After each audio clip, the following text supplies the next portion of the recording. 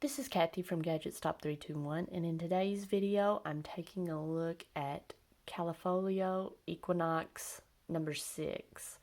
I'll be testing this ink in a variety of pens and nib sizes ranging from a Pilot Extra Fine to a 1.5 stub, and I'm going to begin with the Pilot Extra Fine steel nib, and it's in a Pilot 78G+.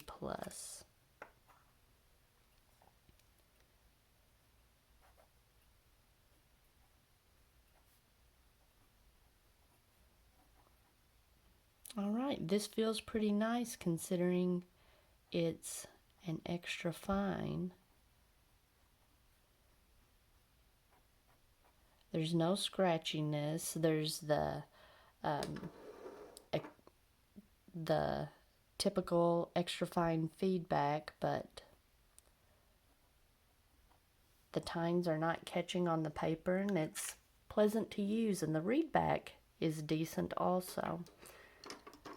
Alright, next I've got a Pilot Pereira with a fine nib, also a steel nib.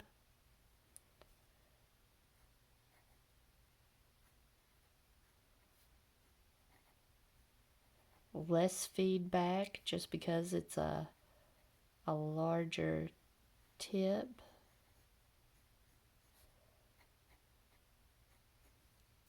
Also a little bit wetter, also very nice on this Tomoe River paper. Next, I've got a Pilot Custom 74 with a 14 karat fine nib. This is usually quite a bit wetter than the steel nib.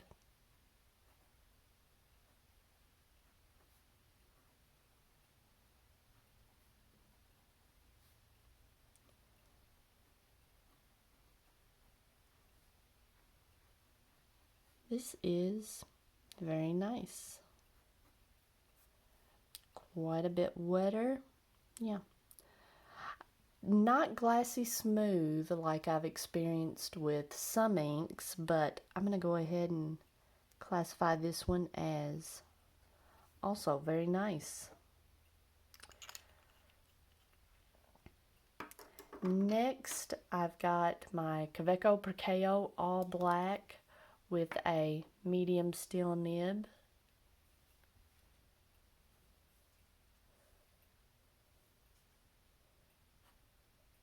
Hard start there. Surprising, because this seems to be, I thought, a decently wet ink. Oh, medium, not wet.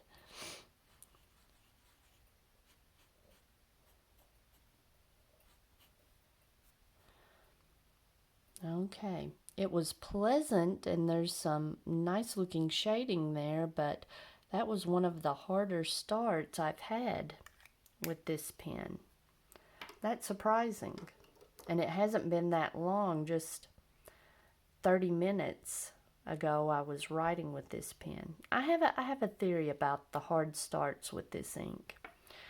Alright, next I've got a Pilot Metropolitan with a cursive medium nib.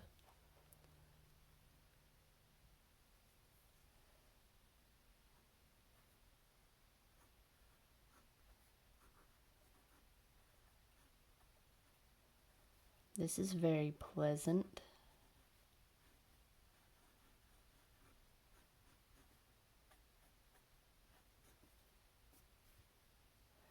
Yeah, I'm going to go ahead and let's see. This one, I would classify that as smooth compared to the previous nibs. I have smoothed that cursive medium nib with some micro mesh, and it's a very nice writer. Alright, next I've got a Nemesign Singularity with a 0.6 stub nib.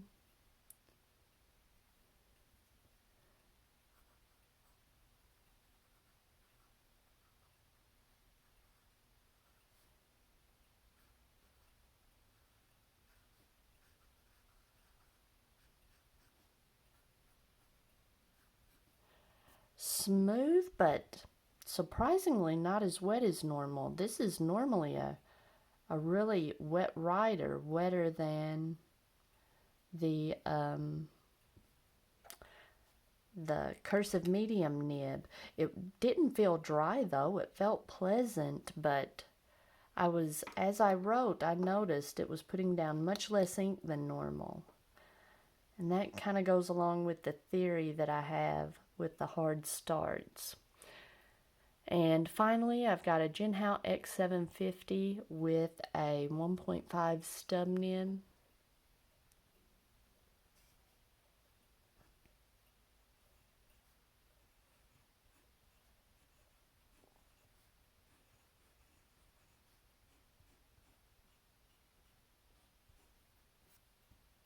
All right, and while that dries, I'm going to take a look at a few other writing samples that I did earlier on other papers. I've got my little ARC notebook that I always do a writing sample in, and this was interesting. This was the first writing sample that I did, and I noticed that this ink is what I call blobby. It was so wet, like it was, my Custom 74 normally writes wetter than other fine nibs, but this was noticeably more wet. And it's hard to tell here. When I was writing, I could really feel it with the Nimacine here. You see how some of the letters look like more ink was laid down. You can kind of see it with the little loops, but you can really notice it with the stub. Like some strokes were really thin, and then the ink would just blob out. You can notice it here on the loops, and really everything here on this 1.5 stub. I even wrote here on the Nimacine that the ink was so wet. I think this ink is so wet that, I don't know, something about the way that it's conducted through the feed, I don't know, it's almost like the ink, instead of being conducted forward through the feed, it's being pulled backwards. I'm not sure if that's the physics of what's going on here, but it's like once the paper grabs it, it really sucks a bunch of ink out all at once. So this is kind of a weird ink. It's not really very well behaved, especially on poor quality paper.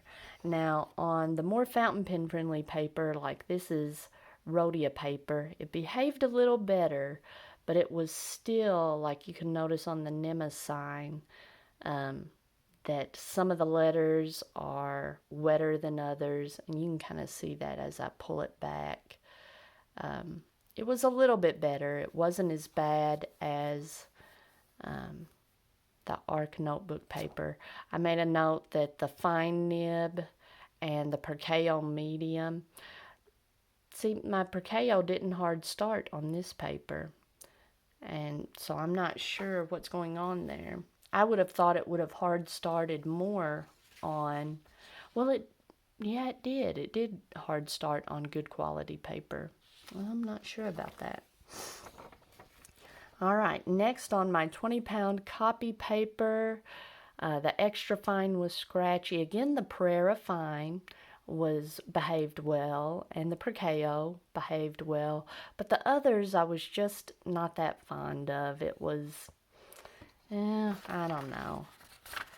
It didn't want to bleed through the paper too badly.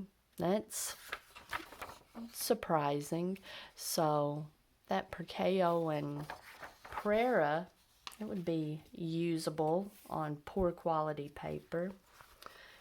In my Leutsch term, I spelled Callifolio wrong. We're only supposed to be one L there. I saw there was some nice shading here. It looked just, the shading is really beautiful on this paper. All right, and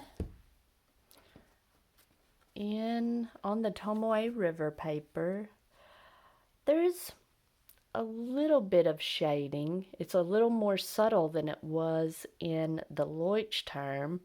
There's just tiny hints of some red sheen. It's hard to see in this light. But it looks a little flatter here on the Tomoe River paper. After seeing it in the Leuchtturm, I was expecting some really massive shading.